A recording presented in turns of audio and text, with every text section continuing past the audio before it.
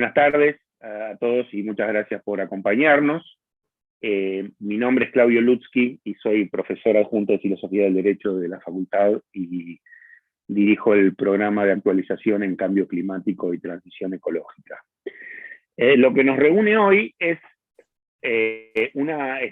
relacionado con una iniciativa que se desarrolló hace unos meses, allá por el mes de abril, donde un grupo de personas vinculados con distintos aspectos de la temática ambiental, desde distintas perspectivas, ideologías, especializaciones y demás, con vinculación entre nosotros también, llegamos a la conclusión de que era interesante publicar un documento que llamara la atención a la sociedad argentina y a su dirigencia no solo política, sino también económica, social, empresarial, mediática, etcétera, sobre la ausencia de un análisis sostenido, consistente y coherente de los problemas ambientales y las oportunidades ambientales en la agenda de discusión de la sociedad argentina.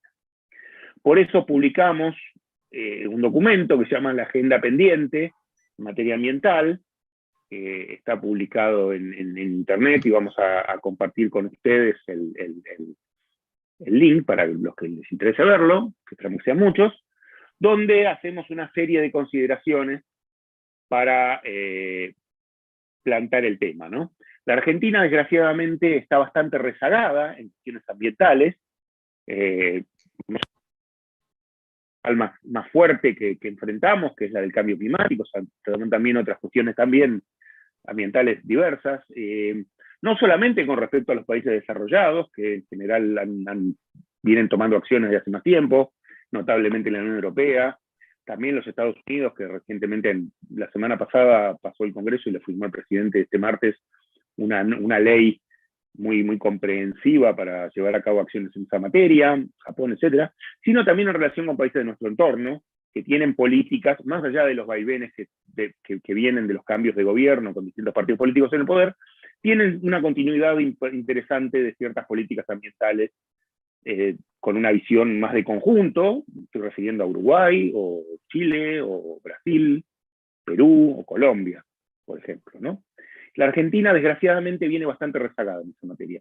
Y dada la centralidad que por varias razones que vamos a compartir con ustedes, tiene las cuestiones ambientales en la agenda pública, insisto, creímos necesario sacar este documento, no con un interés de fijar una posición final o una posición canónica, sino de poner el tema en agenda y hacer una especie, si usted me permite la palabra, de provocación para incentivar el debate, para llamar a la reflexión y para poner en movimiento la pelota para que la cuestión empiece a tener más presencia en nuestra discusión pública y se vaya integrando en nuestros proyectos y nuestras actividades políticas. De eso vamos a hablar hoy. En realidad van a hablar del tema 3 colegas, también firmantes de la agenda, que son los que nos acompañan, a quienes los presento brevemente. También es una maestría en el derecho ambiental y derechos humanos, y derechos animales, en la Cámara responsable legislativo, ecológica, pero de la República Dominicana de Desarrollo Sostenible.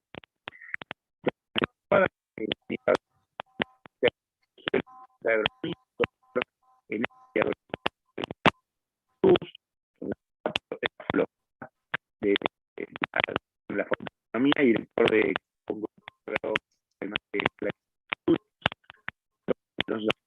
Claudio, se te está escuchando mal, ¿eh? ¿En serio? Sí. A ver. O por lo menos yo escucho mal, no sé los demás. ¿Ahora me escucha mejor? Salió todo entrecortado. ¿Ahora me escucha mejor? Sí.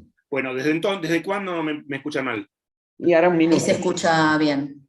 ¿Pero desde qué momento? ¿Qué tendría que repetir? Desde que comenzaron las presentaciones, Claudio. Bueno, disculpa. Bueno, Mil disculpas por este glitch, y vamos de nuevo. Los expositores son Natalia Langer, que es abogada, licenciada en Ciencias del Ambiente, haciendo una maestría en Gestión Política, es especialista en Derecho Ambiental y Derechos Humanos, y Derecho de los Animales, es responsable ejecutiva del área de análisis legislativo de la Cámara Empresarial de Medio Ambiente, docente en nuestra facultad, en el programa de Cambio Climático y Transición Ecológica, etcétera, etcétera. El doctor Taboada, que es ingeniero agrónomo, tiene un magíster en Ciencias del Suelo de la Facultad de Agronomía, doctor en Eco y Agrosistemas del Instituto Superior de Toulouse, profesor titular de la Afología de la Facultad de Agronomía y director de Carbon Group Agroclimatic Solutions. Ha escrito numerosos artículos y libros sobre la especialidad, y recientemente ha sido incluido como miembro de la Academia Nacional de Agronomía Veterinaria. Y Marcelo Román, creador de Carbolisto, iniciador de Fuego Ecológico, es del catálogo Innovar, es capacitador en educación ambiental y actividades del medio natural, socorrista en zonas agrestes, es autor de 2 libros sobre estas cuestiones, también multiplicador B y una persona con mucha actividad en cuestiones ambientales. Así que, si a ustedes les parece, los dejo con ellos para que hagan sus exposiciones. Yo haré unos breves comentarios al final, y luego tendremos el placer de responder preguntas o comentarios del público. Así que adelante, por favor, no sé en qué orden han acordado exponer, pero bueno, adelante de ustedes, por favor. Muchas gracias. Perfecto. Bueno, me toca a mí iniciar el fuego con esta cuestión.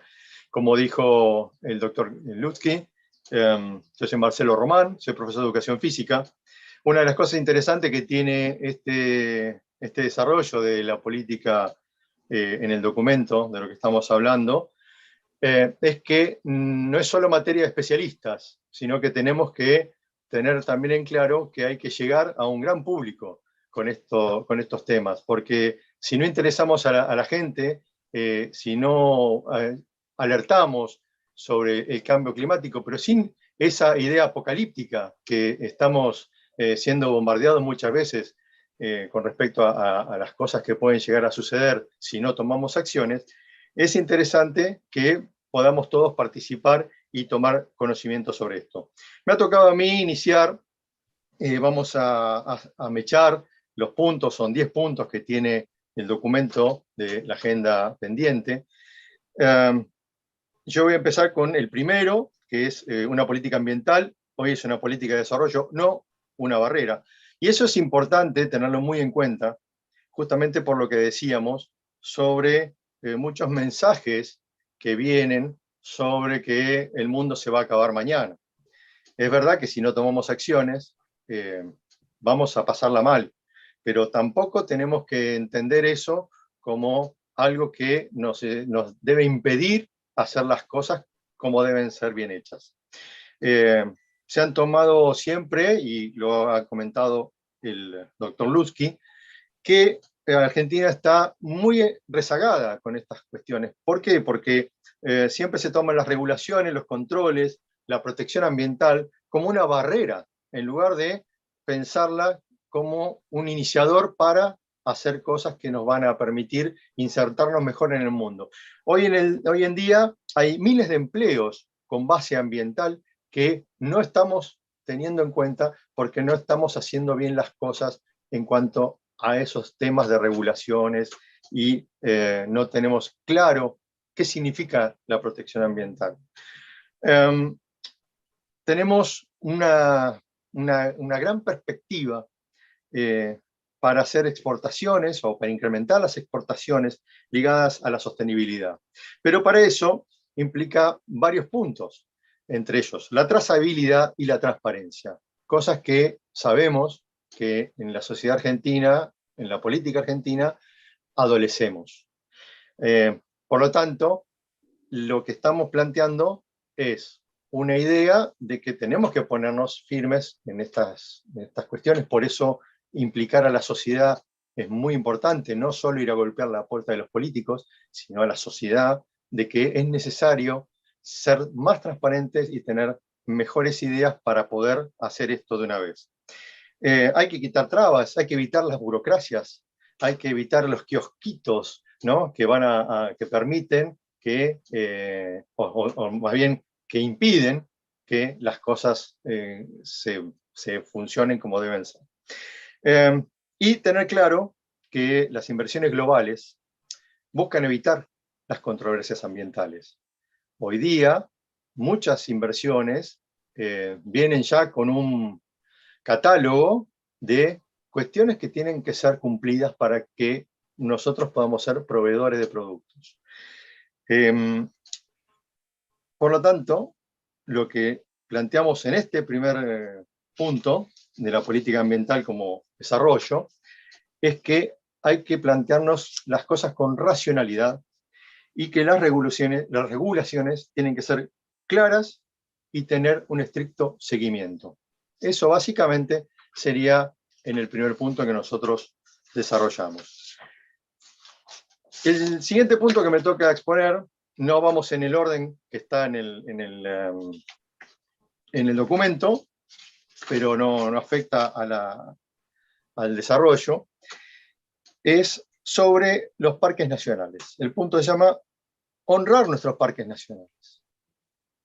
Y esto viene a cuento porque muchas veces nos hemos quedado con la antigua idea del conservacionismo, como algo que había que mantener este pedacito de tierra sin tocar, intocable, y con eso ya solucionábamos y teníamos nuestra conciencia tranquila de que estábamos haciendo algo por el ambiente, que estábamos haciendo proteccionismo, y nosotros ya resolvíamos todas las cuestiones creando parques nacionales por aquí y por allá. Sin embargo, hay que tener claro que las metas de conservación recomiendan un 30% de superficie terrestre y marina que deben ser conservados, pero no a cualquier costo, sino tener en cuenta que hay una crisis de biodiversidad. Hay muchas especies, ya lo sabemos, que han desaparecido del planeta Tierra, y muchas que están en peligro de extinción. Por lo tanto, tenemos que ser claros en qué conservamos, por qué conservamos, para qué conservamos, y en esas áreas también tener no solo la zona conservada, sino la educación que eso conlleva. Nosotros tenemos que explicar por qué debemos hacer esto. Por eso también, alrededor de esas zonas, tenemos que tener una zona de mitigación, o zona de amortiguación, que está con personas conscientes de lo que están haciendo, que tienen algo para proteger. Necesitamos ciudadanos educados ambientalmente para que esto pueda suceder. Y no está pasando porque, ya lo dije, tenemos esa idea de que porque tenemos parques nacionales ya cumplimos con nuestra parte. Y eso es mucho más, avanza mucho más. Hay que incentivar el turismo para que la gente reconozca y conozca su tierra, su acervo cultural, que también está conservado dentro de los parques nacionales. Desarrollar en las comunidades, también las comunidades que viven cerca o dentro de los parques nacionales, pero hay que tener cuidado. Ya hemos visto lo que ha pasado con las comunidades en el sur. Lamentablemente, no se están planteando las ideas para que nosotros tengamos claro que las comunidades y el país tienen que pensar lo mismo en ese tema.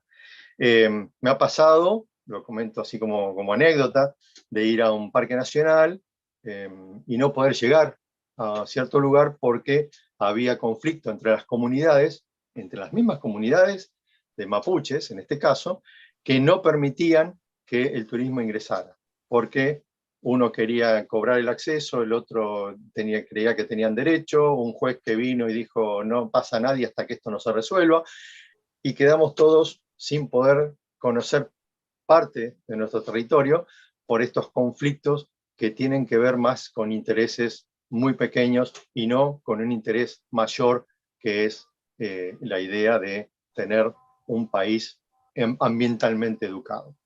El trabajo que tiene que ver con esto también es inclusión social.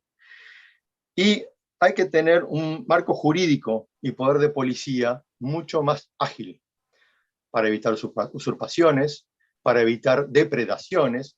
Dentro de los parques nacionales, quizá mucha gente no lo sepa, pero siguen habiendo actividades comerciales a menor escala, con lo que se llama de sustento, pero eso igual tiene que ser bien mantenido, regulado, para que no se exceda y no se produzcan depredaciones.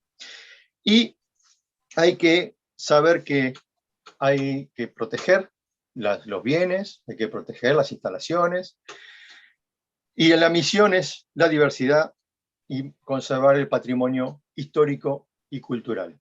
Por lo tanto, la creación de parques nacionales, con la idea que tenía el Perito Moreno, cuando hizo la primera donación para la creación del Parque Nacional, lo que ahora conocemos como el Parque Nacional Nahuel Huapi, tiene que seguir marcándonos esa impronta de tener un país que sepa conservar la biodiversidad. El siguiente punto es el que nosotros pusimos como punto número 9, que ya les digo, no hay un ordenamiento taxativo. Dice que es hora de adaptar la política a la crisis climática. En este punto nos acercamos más a lo que la política, precisamente, nos debe como ciudadanos, nos debe como sociedad, de ponerse a la altura de lo que está pasando con la crisis climática. Nosotros tenemos en el gobierno, hay un Gabinete Nacional de Cambio Climático que no está funcionando, que incluye ministerios, incluye el Consejo Federal de Cambio Climático, el Consejo Asesor Externo, o sea, que hay un montón de gente que debería estar trabajando permanentemente sobre esto, y sin embargo no tenemos novedades más que nos enteramos que de pronto están afectados porque hay un incendio, porque hay alguna situación así de emergencia, pero no estamos consiguiendo que haya un trabajo consecuente, permanente y proactivo para mantener la idea del cambio climático como un eje fundamental que nos tiene que interpelar. Porque para eso hay un gabinete interministerial. Tiene que atravesar a todas las áreas de gobierno. Y no está pasando. Así que eso nosotros es importante que podamos ir a reclamarlo. Hay un Plan Nacional de Adaptación y Mitigación al Cambio Climático. Ese plan nacional incluye muchos aspectos, pero lamentablemente podemos decir que lo que existe es una sumisión a las áreas económicas. En particular, los fabricantes de vehículos y el lobby petrolero, que trabajan en conjunto. ¿Por qué? Porque, bueno, obviamente, las ganancias que ellos generan están fuertemente influenciadas por los subsidios que nosotros estamos pagando, toda la sociedad, para que esto se mantenga, y obviamente son intereses muy, muy poderosos, a las cuales hay que molestar, como dijo el doctor, esto es una provocación para que cambiemos, porque ellos también saben de que no es negocio hacer que la sociedad los vea mal. Entonces, lo que necesitamos es que la posibilidad de inversiones y empleos estén fuera del foco de la corrupción endémica que tenemos como sociedad. Eso genera desconfianza en cualquier punto que nosotros querramos solicitar recursos externos, que los hay. Están todas las políticas que tienen que ver con los bonos de carbono, todas las políticas que tienen que ver con ayudas para la mitigación del cambio climático. Eso no nos llega porque no nos creen. No nos llega porque somos defaulteadores seriales. Así que necesitamos ser más estrictos con nuestros políticos para que esto deje de suceder y realmente aprovechar este impulso que viene desde todos los rincones del planeta, sobre todo de los países desarrollados, para que el cambio climático, para que las cuestiones ambientales estén siempre en el foco. Las regulaciones laborales también están teniendo un matiz que no podemos soslayar. La pandemia aceleró algunas cuestiones y esto está mutando rápidamente. El teletrabajo, la teleeducación, ya han venido y se han instalado definitivamente. Incluso hay algo que yo llamo los migrantes internos, pero fronteras adentro, que son las personas que están trabajando por teletrabajo en el exterior, cobrando divisas del exterior y generando sus ingresos y trayéndolos sin pasar por ningún canal oficial.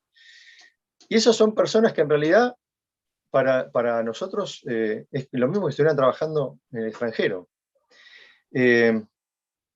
Eso también tiene que ver con situaciones que se pueden plantear en la legislación, que deben plantearse en la legislación. ¿Qué pasa con un teletrabajador que trabaja para Canadá y necesita licencias, necesita coberturas, y obviamente su empleador está fuera de la legislación argentina? Entonces, eso también es algo que hay que empezar a trabajar, hay que empezar a congeniar entre los países, pero no como traba, vuelvo a insistir, sino con la idea de hacer de esto lo mejor posible.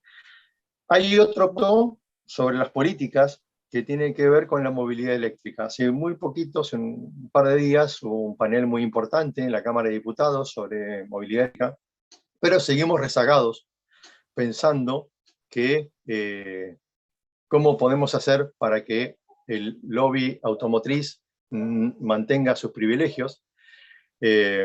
Tenemos autos eléctricos en Argentina, que los que están fabricando ahora, por ejemplo, un modelo que salió ahora que se fabrica en San Luis, en realidad es chino, fabricado acá, ensamblado, no fabricado, ensamblado acá, que si lo traemos de China, cualquiera de nosotros pueda traerlo al valor que vale por Alibaba, pagaremos $5.000, y acá está a $12.000 el modelo, que es realmente bastante precario.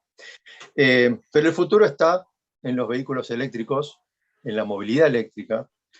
Ya lo han hecho varias regulaciones en Europa, por ejemplo en París, a partir del 2025 ya no pueden entrar más autos a combustión interna. En 2035 en toda Europa ya no se pueden fabricar más autos a combustión interna, o que utilicen combustibles fósiles, mejor dicho, porque hay un canal ahí por el hidrógeno, pero eso es un tema más para trabajarlo.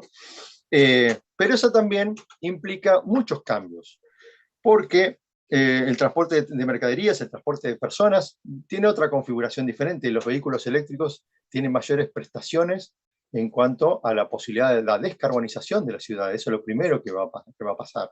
La salud de las personas va a estar menos afectada por los gases y las partículas nocivas, también por el sonido, el ruido que nosotros no nos percatamos, que también es bastante nocivo para la salud.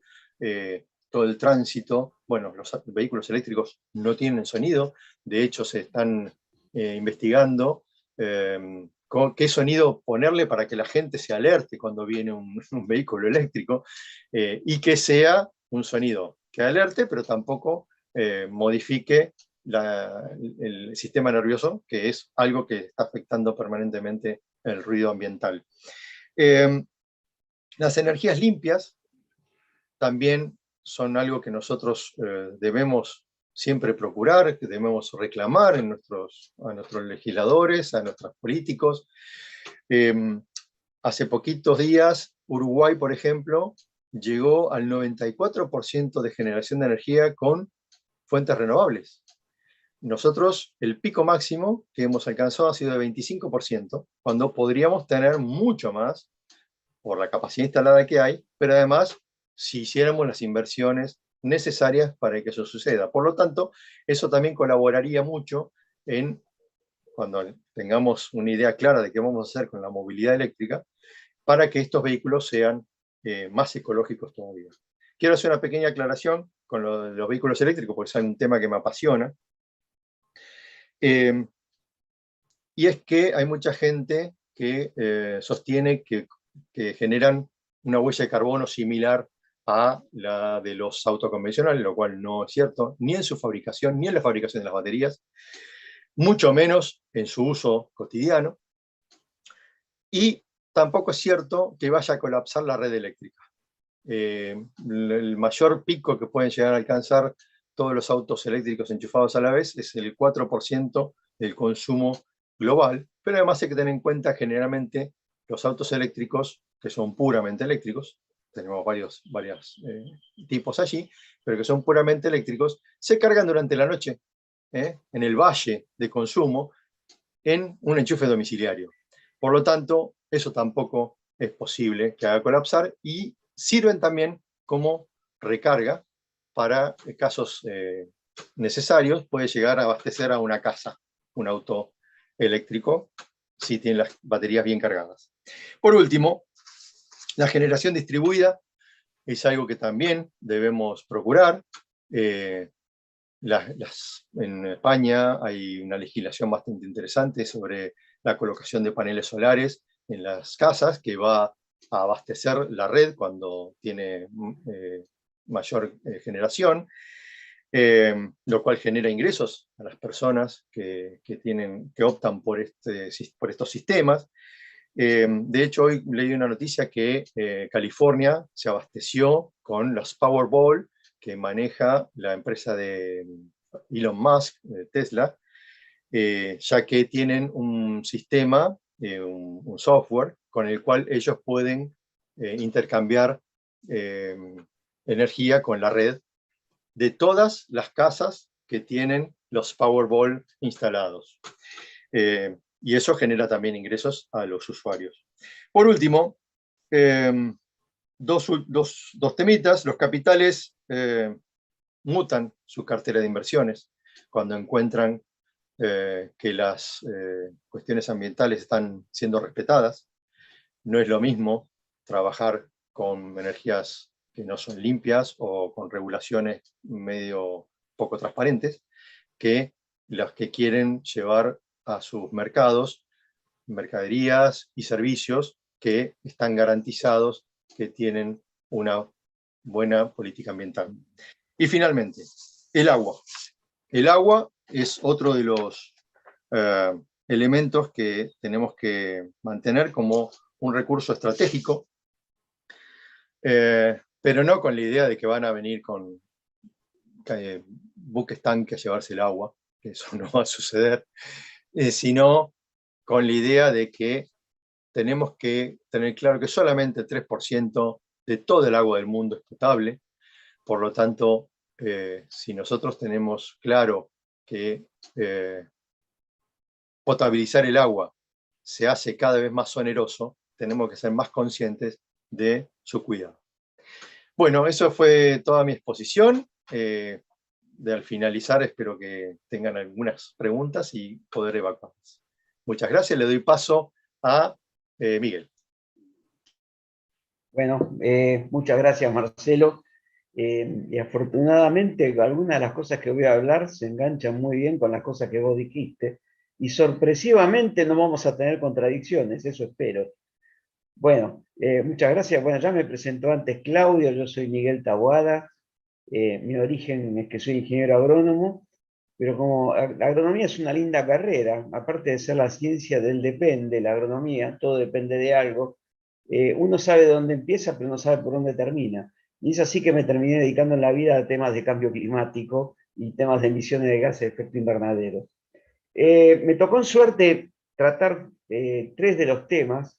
Uno es un tema, todos los temas son importantes, sin ninguna duda, pero el que voy a hablar ahora se engancha, pero muy robustamente, con un tema que acaba de hablar Marcelo, que es el punto 2, que es que hay una nueva economía emergiendo de la mano de la transición energética, pero parece que gran parte de la política aún no se dio cuenta. Y estoy hablando de la política no solo argentina, sino incluso de los grandes emisores.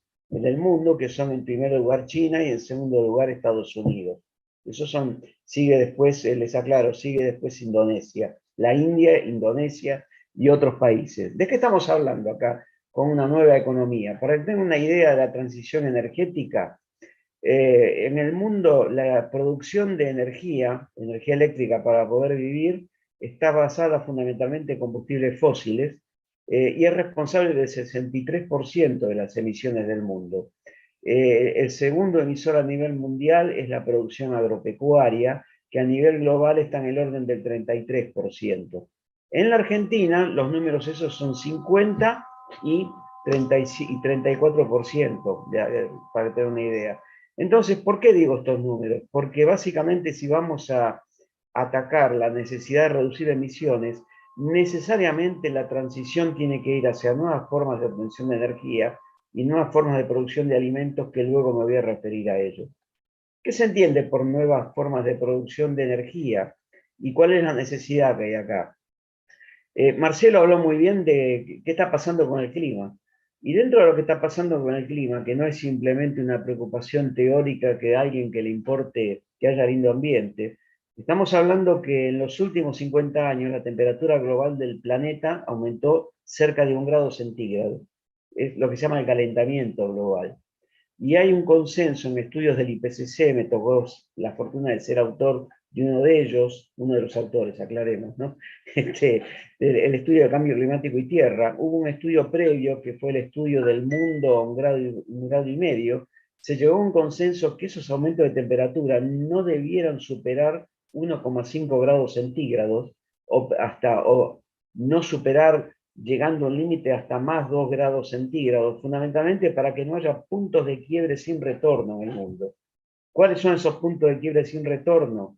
Bueno, no sé si vieron la serie Borgen por Netflix, es muy interesante, pero ahí les muestra muy bien lo que está pasando con Groenlandia. Groenlandia se está quedando sin hielo, y eso está facilitando explotación petrolera, está generando un lío en Dinamarca eso. Lugares que se están inundando, lugares que se están quedando sin polinizadores. Es decir, cuando hablamos de la necesidad de abandonar la quema de combustibles fósiles, estamos hablando de eso. Es decir, ir a un mundo donde paremos el desastre que está ocurriendo. O sea, perdón que lo diga así en términos de cine catástrofe, pero lo que está pasando es un aumento del nivel del mar, está pasando, básicamente se están derritiendo los casquetes polares, particularmente en toda la parte boreal, también en nuestra Antártida. Es decir, para parar eso necesariamente tenemos que dejar de quemar petróleo y sus derivados. Es así de simple. Y fomentar esas políticas que acaba de decir Marcelo. Cuando hablamos de esta transición energética, no estamos hablando de una preocupación que está viniendo fundamentalmente de ambientes, los llamados generalmente los ambientalistas, sino que viene de un documento muy fuerte que sacó el ICC, que es la Cámara Internacional de Comercio. No estamos hablando de... Esta Cámara Internacional de Comercio sostiene que para llegar a una economía carbono neutral hacia el año 2050, necesariamente esos ahorros de energía tienen que venir por mitigaciones en la generación de energía y abandono de la quema de combustibles fósiles, pero también esfuerzos muy fuertes que hay que hacer en otros sectores, que son todo el sector industrial, que se alimenta de energía. Fundamentalmente, cuando hablamos dentro del sector industrial, es la producción de cemento. En nuestro país, por ejemplo, la producción de cemento gasta muchísimo energía fósil, por ejemplo. En muchos países esa energía fósil sigue estando basada en la quema de carbón, que es una energía muy, muy sucia. Entonces, una de las primeras cosas que realmente habría que pensar acá es que por lo menos en la Argentina tenemos la oportunidad que una de las minas, que es la mina del Río Turbio, que no tiene gran producción, realmente directamente cerrarla. Argentina tiene una enorme posibilidad de hacer esa transición energética porque afortunadamente somos muy ricos en energías renovables, energía hidroeléctrica, energía eólica, energía solar, incluso la energía nuclear, aunque tiene sus bemoles, sabemos muy bien las críticas que tiene, porque requiere obviamente cuestiones de seguridad muy, pero muy estrictas, ¿no? Pero digamos que la Argentina está con una oportunidad muy, muy fuerte acá y tiene que aprovechar un momento en el mundo donde el mundo ya está en esa transición, fundamentalmente en la Unión Europea, donde uno lo está viendo, lo mencionó recién Marcelo, lo que está pasando con los fabricantes de autos, donde en Francia ya no va a haber más autos con quema de motores de explosión a partir del año 2035. ¿Qué debiera hacer nuestro país? Obviamente son temas opinables, pero una primera cuestión es no estar subsidiando las energías fósiles, la quema de combustibles fósiles. Es decir, todo lo que es explotación de petróleo que sea caro no tiene mucho sentido realmente seguir subsidiándolo, y por otra parte dejar de subsidiar todo lo que son los productos que se generan con energías que son de tipo llamadas sucias, es decir, todo lo que es basado en quema de carbón. Esto lo estoy viendo yo mucho en el sector que me ocupo, que es el sector agropecuario, donde gran parte de los productos, o sea, una cosa que está bajando mucho en el sector agropecuario es que todas las empresas o corporaciones quieren saber su huella de carbono, cuál es su balance de emisiones y absorciones. Entonces, lo que está pasando es que en la compra de insumos para fabricar, por ejemplo, fertilizantes, lo que está sucediendo es que tiene mucho más huella de carbono que los fertilizantes nitrogenados que se hacen en base a energía de carbón, que no importa de China. China tiene industrias muy sucias basadas en carbón, por ejemplo. ¿Tá? Esto se contrapone mucho con uno ve en el mundo, donde hay países que ya dijeron que dejan de explotar petróleo en el Mar del Norte, Dinamarca, por ejemplo, o países donde la quema, el uso de carbón se había abandonado. Estamos en un serio riesgo, porque la invasión que hizo Rusia sobre Ucrania y la guerra que se desató, y básicamente el corte de gas hacia Europa que está generando Rusia, ha determinado, por un lado, el desarrollo de todo lo que es el transporte de gas desde el norte de África, pero por otro lado que se refloten las energías basadas en carbón, que son absolutamente inconvenientes para el cambio climático, fundamentalmente en países como China. Quien tuvo la fortuna de ir a China, hay lugares donde se puede respirar directamente. Es decir, estamos hablando de eso. Y lo que quería remarcar acá, en el tema de economías que emergen de nuestra transición energética, es que si no lo hacemos, realmente el mundo puede ir a momentos de quiebra importantes, que va a ser, yo no pretendo decir que el mundo va a desaparecer, como esas cosas que veíamos cuando éramos chicos de cine de catástrofe, pero que sin ninguna duda la vida como la conocemos no va a seguir siendo.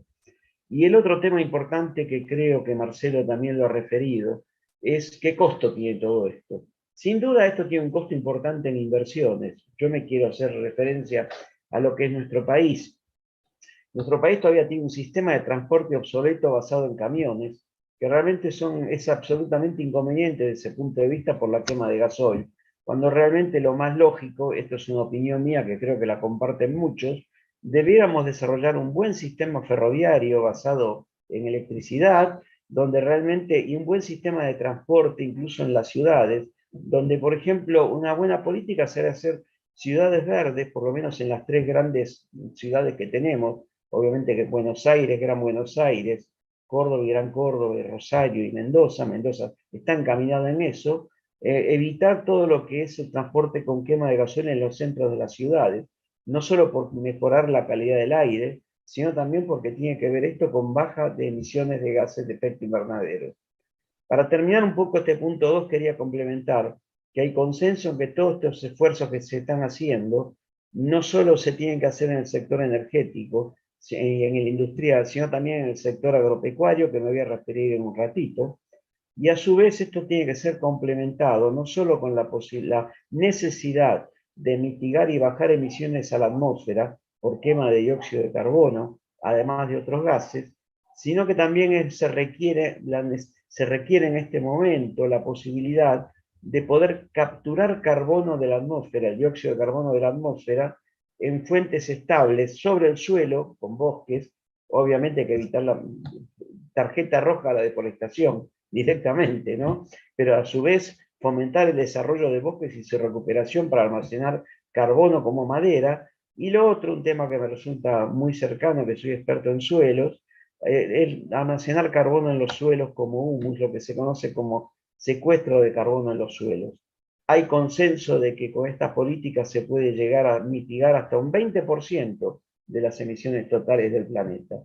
Lo importante es que hay un costo importante en esto que hay que invertir, pero hay un consenso muy fuerte que el costo de no hacerlo es mucho más alto que de hacerlo. Es decir, que la inacción realmente se paga y muy fuerte. Y en este sentido creo que la Argentina está en una oportunidad muy grande de desarrollarse y de generar un desarrollo verde, como han hecho otros países de Latinoamérica. Yo siempre señalo el ejemplo de Costa Rica. Costa Rica tiene una energía verde, básicamente, y de conservar los recursos naturales, y se vende como un país verde. Marcelo acaba de mencionar Uruguay. Uruguay tiene hasta una marca país basada en eso.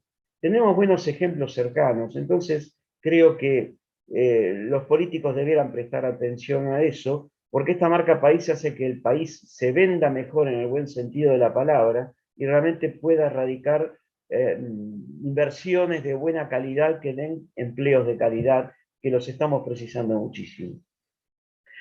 Este tema del punto 2 de esta transición energética, me faltaría decir también un tema muy importante, que es la generación de empleo. Una crítica que se hacía es que realmente la pérdida de estas energías típicas basadas en combustibles fósiles va a generar mucha pérdida de empleos. Esto podría haber sido cierto hace unos años, donde digamos que había 5 veces más empleo con quema de combustibles fósiles que con las energías modernas.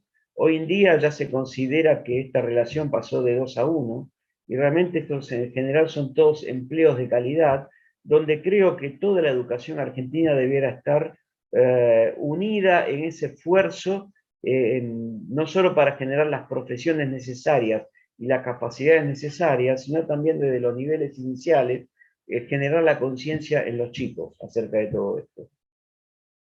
El otro punto que tengo, bueno, obviamente el tema da para muchísimo más, pero en aras del tiempo disponible voy a pasar al punto siguiente, que me tocó en suerte, que es que tiene que ver con la producción de alimentos. Es decir, el mundo se encamina hacia una producción más sostenible de alimentos.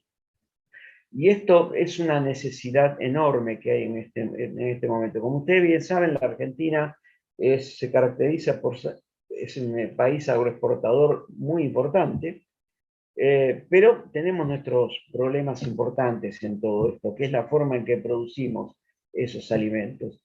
Yo les había dicho que la producción de alimentos en todo lo que es el sector campo, no me estoy refiriendo al sector industrial, que quede claro, es responsable de alrededor de la tercera parte de las emisiones del mundo, incluyendo los cambios de uso de la tierra por deforestación. En la Argentina, ese nivel está llegando a 37%, es decir, es la segunda fuente de emisión más importante, la producción de alimentos, donde el 21% lo genera la ganadería, un 14% lo está generando la agricultura, los cultivos anuales, y el resto son los cambios de uso de la tierra. La buena noticia que debo dar acá es que afortunadamente, gracias a la ascensión de la ley de bosques en el año 2012, empezó a estar, bueno, acá los colegas abogados me dirán mejor cuándo fue, pero los procesos de deforestación en la Argentina se han detenido bastante, afortunadamente, y hoy en día hemos empezado ya a secuestrar carbono. Lo que está sucediendo es que el mundo se está encaminando hacia una producción más sostenible de alimentos. Y esto es algo que en la Argentina, y acá creo que no nos hemos dado cuenta demasiado de todo esto, porque de todas nuestras exportaciones, la inmensa mayor parte de las exportaciones están yendo hacia países que tienen muy escasos requisitos los requisitos en cuanto a trazabilidad y la presencia de huellas ambientales, tipo huella ecológica o huella de carbono, que todos los países del sudeste asiático, China, Indonesia, Malasia y Vietnam fundamentalmente. Pero cualquiera que quiera colocar cualquier producto o cualquier alimento en mercados que tienen altos requerimientos en cuanto a trazabilidad, como normas ISO, huellas de carbono, etcétera, necesariamente debes tener otro tipo de producción con otro tipo de controles. Algo que lo saben muy bien todos los productores ganaderos que colocan sus productos exportables en cuota Hilton en países de Unión Europea o los que están exportando a países como Israel. Es decir, hay otros países donde los requerimientos son muy fuertes. Digamos que el hecho que Argentina la mayor parte de sus exportaciones las esté colocando en Brasil, que es nuestro principal comprador, o en el mundo del sudeste asiático, que tienen muy bajos requerimientos o no tienen requerimientos en cuanto a trazabilidad, hace que realmente no tengamos el debido cuidado en eso. pero quien realmente quiera colocar otros productos tiene que tener realmente un cuidado muy grande en cómo los produce. Algo que se sabe muy bien, no hace falta ir muy lejos, en el resto de Latinoamérica, donde, por ejemplo, un productor de café que quiera colocar café, estamos hablando de Centroamérica, de cualquier país centroamericano, no solo Brasil o Colombia, de Perú, cualquier productor de café que quiera vender a Europa, ese paquete debe ir con un montón de sellos que van desde no trabajo esclavo, no deforestación, huella de carbono, o cualquier productor de cacao lo sabe muy bien todo eso. Es decir, Argentina necesariamente tiene que ir a una producción mucho más sostenible, donde el principal esfuerzo que tenemos que hacer en cuanto a sostenibilidad es parar totalmente la deforestación, no solo por un tema de bajar la huella de carbono y aumentar los almacenes de carbono en los suelos y en los sistemas, sino también por mantener los corredores de biodiversidad, es decir, evitar más pérdidas de biodiversidad, y esto también tiene que ver con humedales, que luego mis colegas van a tratar ese tema. Y el otro tema que Argentina debe tratar muy fuertemente tiene que ver también con qué está pasando con el uso de los plaguicidas y los pesticidas para producir estos alimentos. Estos plaguicidas y pesticidas no solo son una fuente de emisiones de gases cuando se producen en los procesos industriales, sino que a menudo se usan en forma poco sostenible, en dosis elevadas por la aparición de malezas resistentes, por ejemplo. Entonces, necesariamente hay que ir a sistemas que minimicen el uso de plaguicidas o incluso fomenten las producciones sin su uso, producciones de tipo orgánico, pero cuando su uso tiene que ser totalmente racional, fomentar lo que es el manejo racional de envases de plástico en los campos, todo eso tiene que estar fortalecido. Yo sé que se está trabajando en todo eso, pero hay que hacer muchísimos más esfuerzos en estos temas. La Argentina es uno de los mayores usuarios de herbicida glifosato, básicamente por el fomento de la siembra directa. Y yo le voy a decir una cosa, el tema de que se use mucho glifosato por hectárea tiene más que ver a veces con que la forma de producir que tienen es con rotaciones de cultivos que dejan mucho suelo desnudo y fomenta la presencia de malezas resistentes. Entonces, si se hicieran buenas rotaciones de cultivo, en lugar de usar 9-10 litros por hectárea de glifosato, como usan muchos productores, que les aclaro que es una enormidad eso, se usarían no más que 1 o 2 litros, o incluso no se usarían, no serían necesarios cuando las producciones se combinan entre agricultura y ganadería, por ejemplo. Tenemos una oportunidad enorme en lo que es nuestra producción agropecuaria de fomentar mejor la ganadería en pastoreo bien manejada, básicamente para fomentar el secuestro de carbono en los suelos ganaderos, que es otro lugar importante donde podemos mitigar las emisiones. Y me faltaría agregar algún tema acá muy importante, que es que en el estudio del IPCC donde me tocó trabajar, un tema que le hemos puesto mucha atención es no solo a las emisiones por la producción de los agroalimentos, de los alimentos y las fibras, sino también los cambios de conducta que hay que fomentar en los seres humanos que consumen esos alimentos. Es decir, todo lo que es la oferta y la demanda de los alimentos, fundamentalmente en 2 aspectos. En lo que es la oferta de los alimentos, cambios en la educación en cuanto a cambios en los tipos de alimentación, algo que generó mucho ruido, me sacaron en los diarios y alguna gente se enojó conmigo en todo esto, pero en realidad lo que hay que ir a un sistema de alimentación mucho más diverso, basado en legumbres, en frutas, a más alimentos de mar. A ver, no dije nada distinto de lo que dice el doctor Comillot, supongo yo, pero hay gente que se enojó con todo esto, pero Argentina necesariamente tiene que ir a eso. Les recomiendo que abran el diario de hoy, creo que salió en La Nación, lo que está pasando con el consumo de alimentos en la población argentina. No solo ha afectado la mala calidad de lo que comemos por la pobreza que hay gente que no puede comer otra cosa porque no puede acceder a buenos alimentos, pero incluso la gente que tiene dinero se alimenta mal, con pocas verduras, con pocas frutas, muchas grasas, es decir, eso hay que cambiarlo y tiene que haber políticas muy fuertes desde el gobierno para provocar ese cambio. Incluso por una razón de salud pública, para que tengamos más años de vida y de vida de calidad, para que tengamos menos enfermedades. Esa es toda una política muy fuerte que se hace desde Europa, donde se está fomentando lo que se llama las dietas de tipo mediterráneo, que son dietas muy variadas. Y en Argentina, a partir de eso, es la necesidad de bajar el consumo de carne roja. Bueno, sabemos muy bien que ha bajado ese consumo de carne roja por razones económicas, pero debiera bajar por razones de salud. Es decir, no hay ninguna necesidad de comer carne roja todos los días. Y le voy a sorprender algo, pero los que comen más carne roja, yo vivo en el Gran Buenos Aires, créanme que la gente de menos recursos son muy carnívoros realmente. Yo creo que hay que hacer muchísima educación en las escuelas con todo este tema y la necesidad de fomentar otro tipo de consumo. Tenemos un mar hermoso que no lo usamos, no se come pescado en la Argentina. Un poco porque es muy caro, otro poco la gente no está habituada a consumirlo. Hay que hacer un trabajo muy grande. Y el otro aspecto importante que hay que trabajar en los agroalimentos tiene que ver con todo lo que es la cadena de comercialización, donde se desperdicia una cantidad de alimentos enorme, enorme. Y ese desperdicio de alimentos no solo es una pérdida de dinero, sino que también son emisiones de gases que están contribuyendo en todo lo que es el sistema de empaquetado, por ejemplo, y en todo lo que es el manejo de la basura domiciliaria y de la basura de los comercios, los retailers. Entonces, otros países lo que han hecho es todo un sistema de clasificación de estos alimentos donde, aun cuando estos hayan vencido, si tienen buena calidad, retornarlos al sistema de comercialización, o si no que vayan a otros destinos como es alimentación animal, o finalmente todo lo que es la generación de compost o de abono para los suelos. Es decir, evitar o minimizar todo lo que es que vayan a rellenos sanitarios como es el SEAMSE, donde toda la basura orgánica está reventando todo. Es decir, hay que hacer algo con lo que es el manejo de la basura en forma urgente. Me estoy metiendo en otros temas, pero que tiene que ver con clasificar la basura. A ver, podría hablar muchísimo más de este tema, pero le voy a quitar el espacio a otros colegas.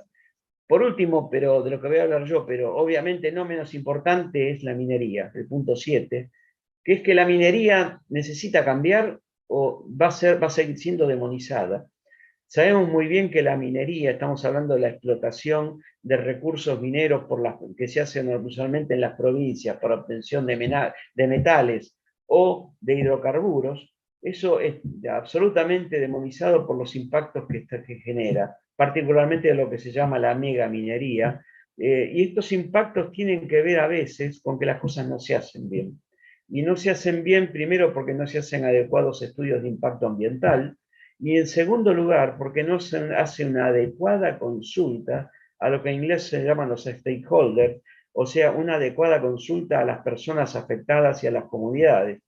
Hemos visto en los diarios cómo incluso en el sur, lo acaba de mencionar Marcelo, se genera muchos problemas entre las comunidades de pueblos originarios, se habla de los mapuches, que son las que viven en muchos de esos lugares. Básicamente porque muchas de estas explotaciones están afectando las aguas, los hielos, como pasa los ríos que tenemos, por ejemplo, en la provincia de La Rioja, cerca de Famatina, por ejemplo, por contaminación con cianuro. Es decir, evidentemente, si vamos a hacer una minería de tipo salvaje, vamos por pésimo camino. Evidentemente, esto hay que hacerlo de otra manera y sin afectar a los recursos. Y yo me hago eco con esto, no solo a la explotación del litio, que se está hablando tanto ahora en las salares, sino también a la explotación de otros minerales, incluso minerales de potasio, en todo lo que es la zona andina. Y yo también quiero hablar otro tema que a nosotros los agrónomos nos afecta fuertemente, que tiene que ver con la explotación de hidrocarburos, todo el cateo de la industria de petróleo que genera todo un lío terrible de deterioro en los suelos y erosión en los suelos. Es decir, yo no estoy en la posición de que no haya que hacer esto porque estos recursos mineros son todos necesarios, pero hay que hacerlo bien, en forma sostenible y racional, y que realmente esto sea transparente y se consulte realmente a todas las personas afectadas y que todos sepan y estén aludidos, y si en el caso que se genere algún tipo de daño, las personas sean reparadas y las comunidades también. Y además de ninguna manera que eso genere una contaminación que genere problemas de salud. Bueno, podría hablar mucho más de eso, pero en aras del tiempo yo le dejo el lugar al colega que sigue en esto y obviamente estoy disponible para todas las preguntas que haya. Gracias. Bueno, muchas gracias. Buenas tardes a todos y todas los presentes que he visto que están conectados en el chat. También agradecer a todos los integrantes de la Agenda Pendiente, que somos más de 40 firmantes y que estamos solamente acá 4 representando a todos los que firmamos el acuerdo. Así que bueno, y obviamente al Instituto GeoGe, que es quien organiza el evento, y nos dejan por ahí difundir este trabajo que se viene llevando hace bastante tiempo, y como bien decían los dos expositores, la verdad que hablar después de Marcelo y de Miguel se me hace mucho más fácil, porque me dejan una base súper interesante. Este proyecto, como bien decían al principio, nacen porque se quiere sacar principalmente del pensamiento de los políticos que para ver un desarrollo, si es ambiental, no va a ser económico. Y creo que lo que nosotros con esta agenda, lo que estamos demostrando y con lo que vinieron diciendo los expositores anteriores, es que puede haber un desarrollo económico, social y ambiental. Entonces, esto es lo que se busca en un principio. Antes de ingresar, en realidad, los 3 puntos que me tocan, también a todos los presentes, invitarlos a entrar a la página de la Agenda Pendiente, para que si quieren firmar y apoyar y adherirse, lo puedan hacer. La verdad que no sé bien en cuánto, creo que teníamos más de 200 o 300 adherentes, Claudio, eso seguramente ya después vos lo vas a definir bien, cuántas son las personas que apoyan, y que la verdad que los medios de comunicación a nivel nacional y también a nivel local, a mí me toca en este caso representar a la provincia de Córdoba, y acá también se han hecho eco en diferentes medios de comunicación, en poder hablar y dejar difundir esta agenda pendiente, que me parece que es sumamente interesante. Así que todos aquellos que están viendo o que van a ver este video y se quieren sumar con la firma de manera digital, serán más que bienvenidos. Como decía Marcelo en un principio, no se requiere ser profesional, tener un título para poder apoyar. Si bien cuando se pensó esta agenda, todos los que pertenecemos a diferentes áreas, creo que eso es lo que lo hace rico, porque cada uno dio su visión y su aporte, y creo que queda plasmado acá también. Yo los otros días estuve hablando, y voy a tomar un poco lo que dijo Marcelo, esto de falta de educación. Me habían invitado a hablar en el Congreso de Educación Ambiental, una agrupación de jóvenes para Latinoamérica y el Caribe, y se me ocurrió presentar justamente la agenda pendiente, hablando un poco de la educación ambiental profesionalizante, hablando de la ley Yolanda y todo, diciendo, miren, si nosotros, esto es una forma, con nuestra agenda pendiente, también es una forma de educar y de demostrarle a la sociedad qué es lo que se puede hacer y qué es lo que falta, y para decirle a la dirigencia política, acá estamos intentando colaborar y ayudar, y de última caminar juntos. Porque hubo un montón de reuniones con diferentes sectores, políticos, partidarios. Acá no importa el tinte político ni el pensamiento, sino que creo que todos estamos en pos del ambiente, y eso es un poco lo que hablé para este grupo de jóvenes en este Congreso de Educación Ambiental, que también me parecía interesante traerlo, porque, como les decía, me parece que es una forma de educar a todos en cuestiones ambientales, económicas y sociales. Ya para entrar en el punto que me toca, el primero es el de los recursos naturales no son ilimitados. Como bien ya se habló, no voy a repetir, digamos, lo que dice cada uno de los puntos de la agenda de los textos. Habla de la eficiencia energética, habla del uso responsable del suelo y de la conservación de su fertilidad, que bien lo explicaron Marcelo y Miguel, principalmente Miguel, ya que es experto en el tema, así que yo como abogada no me voy a meter ahí, porque como les dije ya me dejó una buena base Miguel. Hablando también en este punto de la eficiencia del uso del agua. Es decir, nosotros hoy por hoy en la actualidad tenemos este pensamiento de que todo lo que usamos lo tiramos, que también lo dice Laudato Si, este consumo irresponsable, es decir, pensamos de que, digamos, podemos seguir sacando todos los recursos del suelo y que no se van a agotar. Nos estamos dando cuenta que no es así, pero creo que los que estamos trabajando en temas ambientales somos los que empezamos a darnos cuenta y los que tenemos que salir a decir no. Si nosotros seguimos consumiendo de esta manera, se dice que necesitamos a la cantidad de gente que somos hoy, 2 planetas, por lo menos 2 planetas más para poder continuar extrayendo y siguiendo, sacando, digamos, todos los recursos naturales, porque nosotros consumimos y tiramos, y creo que hoy lo que se habla también es de tratar de ser un consumidor ambientalmente responsable, empezar a ver qué es lo que consumimos, de qué manera, y metiéndome en este tema de los recursos y del consumir y de tirar, como bien hablaba Miguel, el tema de los residuos y de que se necesita, digamos, una eficiente gestión de residuos sólidos urbanos. Yo les quería comentar un caso de acá de Córdoba. En abril-mayo, se crea en Morrison un parque industrial de economía circular. Es el primero, digamos, es como una prueba piloto que se hace. Yo los otros días tuve la posibilidad de hablar con el consultor ambiental, y lo que decía era, primero, es un parque que no recibe subsidios de nación, sino que lo hacen todo, digamos, por motus propio y con capital del municipio de Morrison, es una localidad acá al interior de Córdoba, y lo que hacen es estructurar dentro del parque industrial qué va a hacer cada empresa, cada cooperativa. Hay gente que se va a organizar con lo orgánico, hay gente que se organizaron en cooperativa y van a hacer trabajos todo con los plásticos, los cartones. Hay empresas de construcción que se van a hacer cargo de, por ejemplo, los residuos de demolición. Entonces, organizaron en un predio donde poner cada uno de los residuos.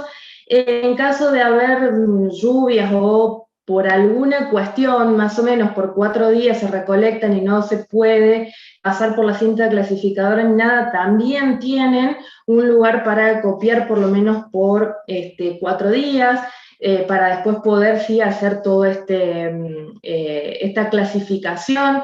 Así que me parece un proyecto que se debería dar a conocer porque es algo nuevo y la gente empieza a tomar conciencia de que tiene que separar en origen, y cuando ve que efectivamente llega a un lugar donde se tratan los residuos y que no es solamente por marketing, separamos en origen, pero va a parar todo al relleno sanitario, estas cosas funcionan y muy bien. Y aparte se viene trabajando también en lo que es obviamente la economía circular, y ya voy a entrar a hablar un poco de lo que es el empleo verde, con todo esto que venían nombrando también ustedes, estos nuevos empleos que se van a generar o que se pueden llegar a generar a raíz de estos nuevos trabajos o estas nuevas tecnologías también que se van a venir aplicando, y dejar los trabajos tradicionales un poco de lado y algunos que se van a ir perdiendo. Otro de los puntos que me toca hablar es la pérdida de bosques y de humedales, el punto número 5. Creo que son 2 temas altamente, no sé si conflictivos, pero que hoy están, principalmente la parte de humedales, que están muy, muy en boga y hablándose mucho por el tema de la ley. Me voy a detener primero en la parte de bosques. Yo trabajo acá en Córdoba en un órgano de control y fiscalización del gobierno que se llama Policía Ambiental, y me toca llevar expedientes de desmontes. Y un poco lo que hablaba Miguel es que si bien se han frenado algunos desmontes, las principales consecuencias son los desmontes ilegales. Y hay algunos que nosotros los llamamos como los desmontadores seriales, porque uno va, le labra el acta, y lamentablemente precintamos la máquina, ponemos un cartel con un cese preventivo y precautorio y nos damos media vuelta, cortaron el precinto y siguieron. Y creo que acá, si bien creo que Miguel lo había dicho que hacían falta más órganos de control, me parece que también en estos casos, y lo que nos pasa a nosotros, un poco la ayuda de la justicia ante estos, digamos, estas violaciones de cese, es decir, bueno, veamos cómo nos ayuda la justicia, tener una consecuencia penal, ¿sí? Que todavía no logramos tenerlos, entonces la vez pasada no nos quedó, después de ir 3 veces a un campo, directamente llevamos un carretón y subimos la máquina al carretón y la secuestramos directamente, porque se la habíamos presentado 3 veces a este señor, y bueno, no entendía que no podía continuar con los desmontes. Los permisos no se están dando, como sabemos también hay dentro de esta pérdida de bosque mucho se está dando no solamente por desmontes, sino también por incendios. Acá en Córdoba los estamos viviendo, están los incendios del Paraná en este momento también. Sé que Buenos Aires está invadida por el humo. Entonces, lo único que se está permitiendo es hacer los famosos cortafuegos para evitar la pérdida de los bosques. Pero ahí también tenemos algo pendiente, que es la modificación del Código Penal de los delitos ambientales para lograr, en este caso, de quien prenda fuego tenga una pena como corresponde. Por lo menos en Córdoba, lo que nosotros venimos viendo, solamente en el 2020 un incendio fue provocado por un rayo que cayó. Todo el resto fueron incendios intencionales, y solamente hubo un fallo de la Justicia Penal de Cruz del Eje imputando a una persona por incendios forestales. Entonces, me parece que todo esto también ayudaría a poder parar un poco esta pérdida de biodiversidad. Hay un informe de la WWF del año 2020 que dice que ya se ha perdido más del 68% de la flora y de la fauna, producto justamente de todo esto, del avance agrario, de lo que es el avance también de la urbanización, y también de todo lo que es producto provocado por los incendios. Así que bueno, eso es por un lado, contar un poco la experiencia, por lo menos acá en Córdoba, qué es lo que se hace ante los desmontes ilegales, porque la verdad que, no sé, yo debo tener unas 300 causas y ninguno tiene autorización, sino que se los engancha o en campo, o sobrevolando con avionetas, o por imágenes satelitales, y a lo mejor creo que todo esto también se debería compartir con el resto de las provincias para que puedan hacer la famosa detección temprana, porque no es lo mismo llegar cuando ya alguien desmontó 100 hectáreas a cuando está a presentar la máquina, cuando está desmontando bosque a lo mejor añezo recién de una hectárea. Y con el tema de los humedales, ya creo que perdí la cuenta de la cantidad de proyectos de ley que se han presentado. Se está pidiendo ley de humedales ya. Sabemos la importancia que los humedales tienen para el ambiente, para la flora y para la fauna, todo, digamos, las ventajas y los beneficios que esto trae. Y lamentablemente, no sé si será por intereses económicos, por desconocimiento, por todo, la ley de humedales sigue sin salir. Perdieron estados parlamentarios, y los firmantes de la agenda pendiente se hizo un anexo a este punto 5, justamente cuando el COFEMA presenta un proyecto de ley. El COFEMA, saben que es el Consejo Federal de Medio Ambiente, integrado por todas las provincias, y presentan un proyecto de ley en el Senado, en la legislatura. La verdad que deja mucho que desear. Nosotros en ese punto dimos nuestra opinión, nuestro punto de vista. Volvemos a reiterar de que uno no quiere poner palos en la rueda, pero tampoco queremos que salga una ley solamente por salir, para calmar el clamor del pueblo, de los ambientalistas y de los profesionales mismos, que queremos que haya una verdadera protección de los humedales. Así que, bueno, se sacó este documento dando los puntos y las pautas con los cuales no estábamos a favor de esta ley. Primero y principal, por la poca participación de la gente que trabaja, que conoce y que está en el tema. Y otro de los puntos es la ley de ordenamiento territorial de humedales. Si bien va a ser una ley de presupuesto mínimo, que la idea era sacarlo con un poco de la ley de bosque, no se dan plazos no se pasaría por la aprobación de la legislatura este ordenamiento territorial. Fondos se le van a dar a las provincias, fondos económicos que tampoco van a tener, digamos, un control muy efectivo. Entonces, la verdad que por lo menos los que buscamos, todos los firmantes de la agenda, es que estos puntos de la ley de humedales se modifiquen, que nos escuchen, que nos hagan participar en estos debates, así como fue cuando querían modificar el Código Penal, que se hicieron varios debates públicos con quienes firmaron los proyectos de ley. Así que esperamos que recapaciten, que se saque una ley de humedales ya, pero una ley como corresponda, y no como dice el título de este capítulo, de este 5 bis, si se quiere, ley de humedales, maquillaje y caja, es la pregunta. Así que se los dejo para que lo lean, que está subido en la página de la agenda pendiente.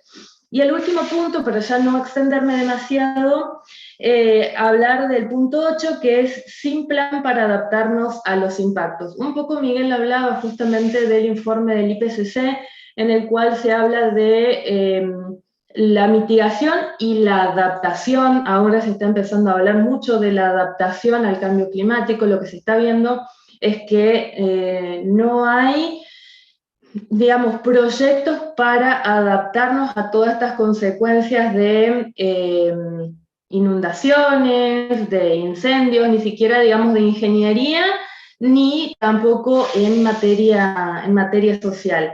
Entonces, ¿cómo nos adaptamos a todos estos cambios que venían ya nombrando mi compañero y un poco lo que yo venía exponiendo? ¿Cómo hacemos? ¿Qué medidas tomamos? ¿Cómo nos adaptamos a estas altas temperaturas? ¿Cómo nos adaptamos a las inundaciones? ¿Cómo vamos a prever que toda esa gente que está viviendo hoy en lugares anegados no sufra las consecuencias? ¿Hay planes de contingencia? No, me parece que no se está pensando, y yo siempre digo, y una vez hace muchos años escribí un artículo en el cual decía que por solucionar lo urgente nos olvidamos de lo importante. Entonces, cuando pasan estas cosas lo solucionamos, pero nos olvidamos de que tenemos que seguir trabajando justamente principalmente en la cuestión pública, para que no sigan pasando. Entonces es como que vamos tapando agujeros o atando con alambre estos baches y vamos caminando y vemos a ver cómo lo solucionamos la próxima vez que pase algo parecido, en vez de dar medidas concretas. Y la otra parte que me parecía interesante nombrar era hablar del empleo verde. ¿Sí? Ya algo dijeron de que va a haber nueva generación de empleos y todo. Los otros días tuve la oportunidad de participar en estas jornadas post-preparatorias para la cumbre del C40 a nivel internacional, donde participan municipios y alcaldías de todo el mundo, que se realizó allí en Buenos Aires, que lo organizó la jefatura de gabinete de la Ciudad Autónoma de Buenos Aires. Y hay una cosa que a mí me quedó, digamos, como haciendo ruido. Si bien el empleo verde es una nueva forma de tener trabajadores en blanco, ¿sí?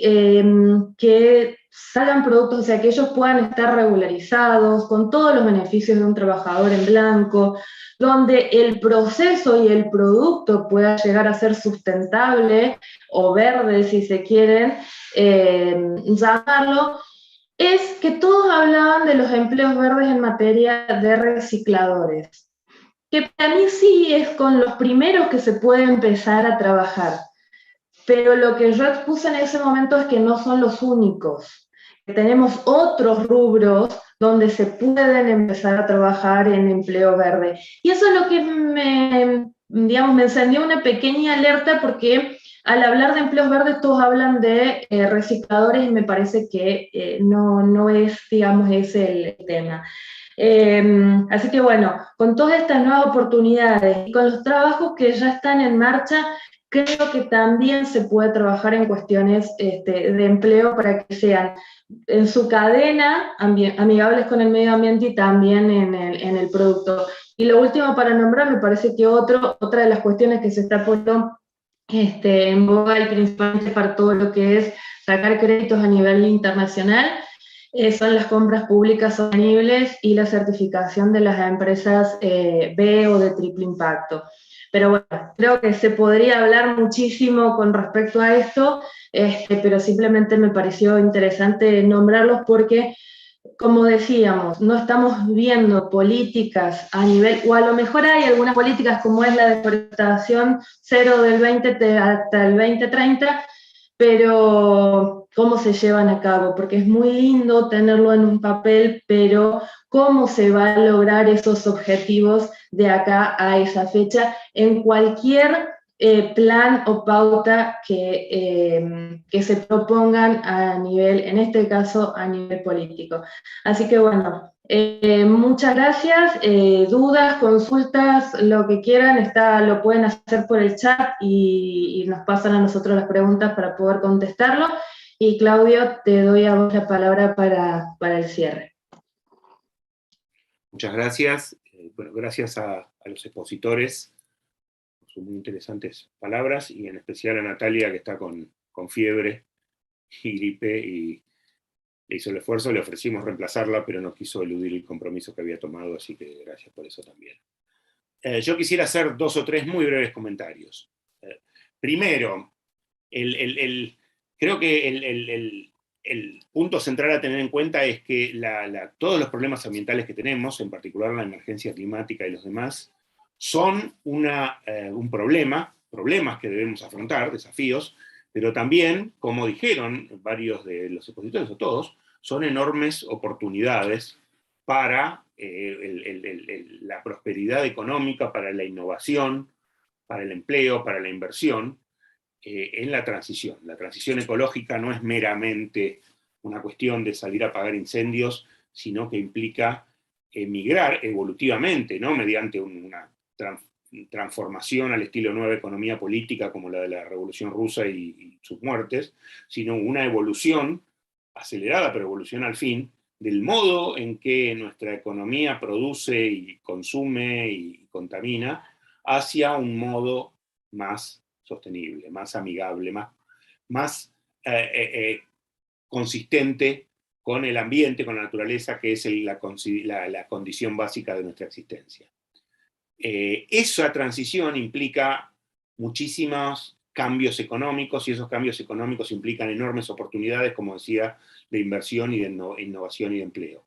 Algo que además creo que es de la mayor importancia para nuestro país, dado que como país subdesarrollado que somos, más allá de esas etiquetas políticamente correctas que existen como países en desarrollo, países menos desarrollados y otras cosas, que es como decirle tonto a alguien que en realidad es idiota, ¿no? Como país desarrollado que somos, subdesarrollado que somos, es un puente, una diagonal al desarrollo que nos permitiría saltar etapas y ponernos a la vanguardia de todas esas innovaciones si supiéramos hacerlo bien.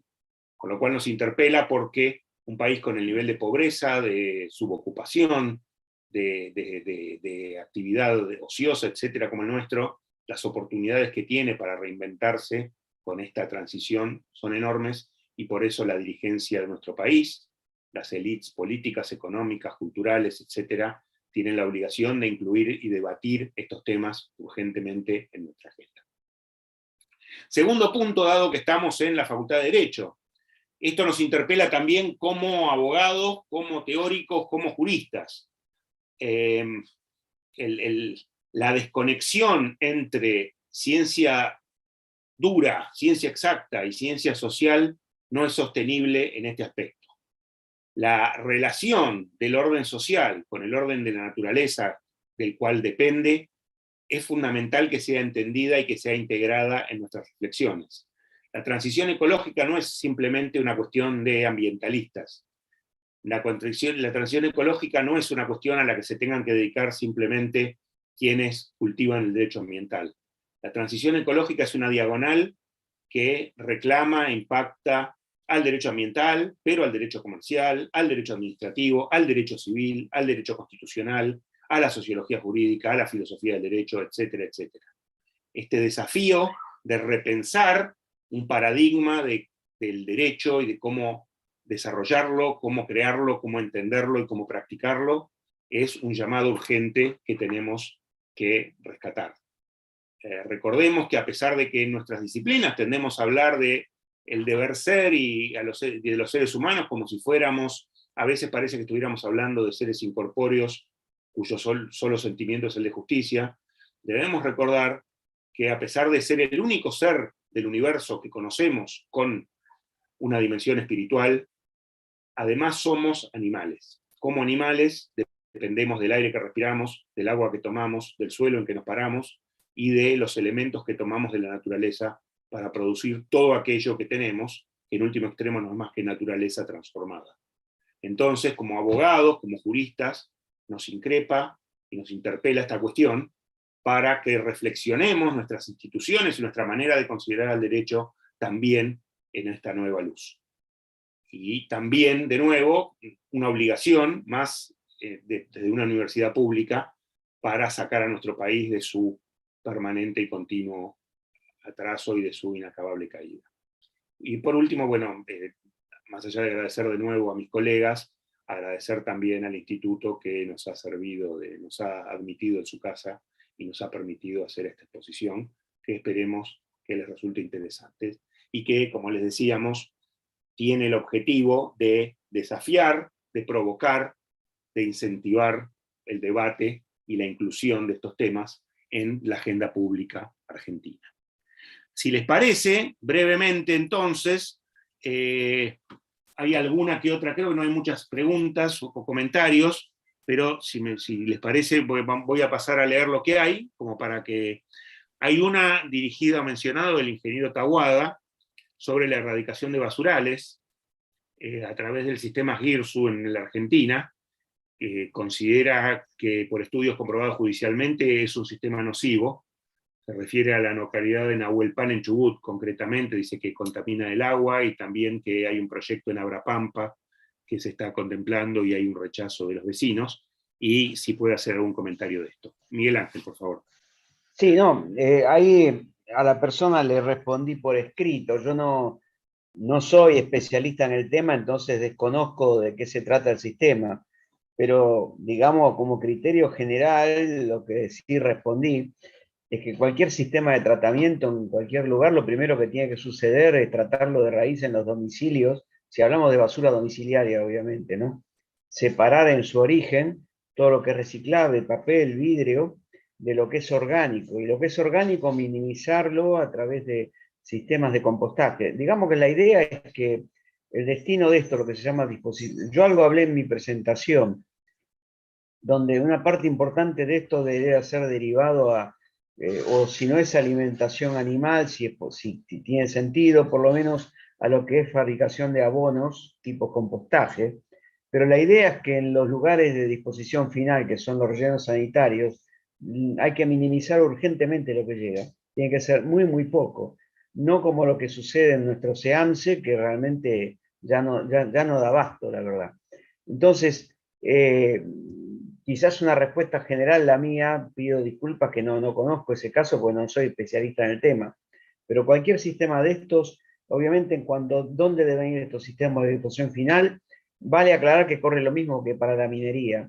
Hay que consultar con las personas afectadas y realmente la información tiene que ser muy, muy transparente en todo esto, ¿no? Acá me está preguntando la persona, ingeniero, mi pregunta precisa es si la contaminación ambiental llega hasta los 15 metros de profundidad de la Tierra. Bueno, como buen agrónomo que soy, le respondo, depende. ¿De qué va a depender? A ver, cualquier sistema de esto de disposición tiene que ir con membrana geotextil, que es un impermeabilizante, justamente para impedir lo que está diciendo. La llegada de fluidos contaminantes que carguen con nitratos o con metales pesados o químicos orgánicos, por ejemplo, que lleguen a las napas o llegan a las profundidades del suelo. Para eso se ponen lo que llaman membranas geotextiles, que el SEAMSE se hace con eso. Esta es la forma correcta de hacerlo. Entonces, básicamente, si no se toma esa precaución impermeabilizando el subsuelo, obviamente pasa el agua de lluvia y va a llevar cualquier contaminante a 15 metros y mucho más abajo también. Pero entiendo que estos rellenos, la norma de la ingeniería es que se hacen con esta impermeabilización, todos. Muchas gracias, Miguel. No, por favor. Si no hay ningún comentario de los demás al respecto de los demás panelistas, hay un comentario más, más que una pregunta, es un comentario abierto, que dice, de Julieta Rodríguez, que dice: la ley de bosques no ha sido suficiente ni eficiente para frenar la deforestación en Argentina. No sé si alguien tiene alguna reflexión al respecto. No, a ver, yo le puedo poner números, seguramente tiene muchas fallas, sin ninguna duda, pero sería peor si no la tuviéramos, yo creo eso. Y yo lo que veo que Argentina tuvo un pico de emisión de gases de efecto invernadero por cambios de uso de la tierra en el año 2010, que es un reflejo de la deforestación en el NOA. El área cultivada de Argentina se duplicó en 30 años, pasó de 15 millones de hectáreas, de 18 millones de hectáreas a 37 actualmente, 37 millones de hectáreas, a expensas de 10 o 12 millones de hectáreas de pasturas que desaparecieron en el oeste bonaerense, pasturas base alfalfa, y de 5 millones de hectáreas de bosques que se han deforestado directamente, el desmonte. Entonces, todo eso se paró afortunadamente, y eso motivó que ese pico de emisión que hemos tenido en el 2010, en la nueva Comunicación Nacional de Argentina, en el 2014, estamos por primera vez secuestrando carbono. Eso está demostrando que por lo menos el sistema de alguna forma funciona. Lo cual admito las críticas que se le hacen de siempre hay gente que es pícara, que se le incendia el bosque, entonces bueno, lo tiramos abajo. Hay picardías ahí, indudablemente. Ustedes que son abogados lo saben mejor que yo eso. Pero yo creo que sería mucho peor si no la tuviéramos, realmente. Bien, ¿alguien? A mí me gustaría, sí, digamos un poco a lo que decía Miguel, el cambio de uso del suelo por incendios está prohibido.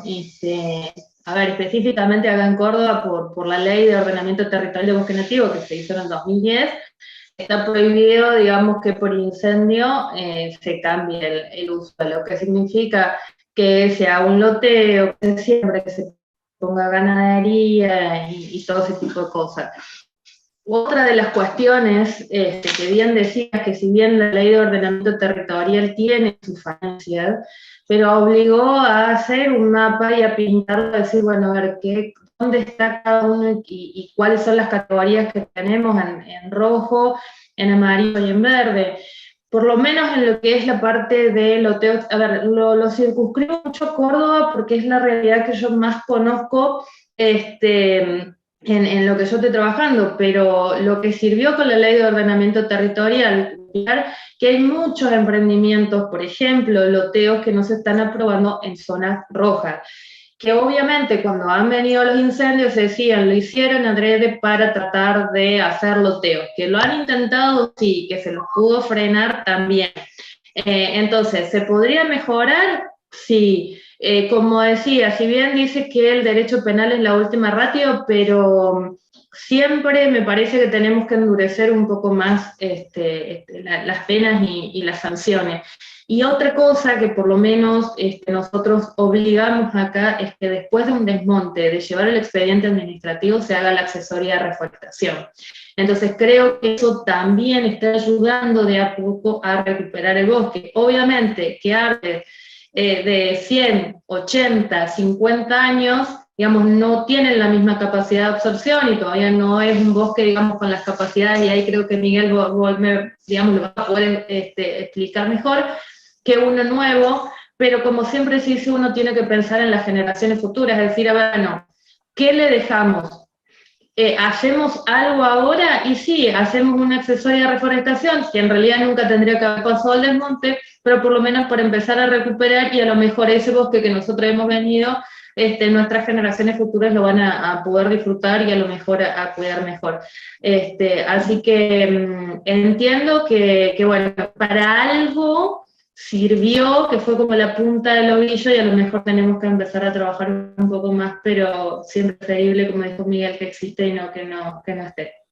Sí, quizás, sí, por supuesto, de acuerdo, Natalia. Lo que quería agregar a todo eso es que quizá lo que está faltando es también generar, o sea, no tanto palo y poner zanahorias, ¿no?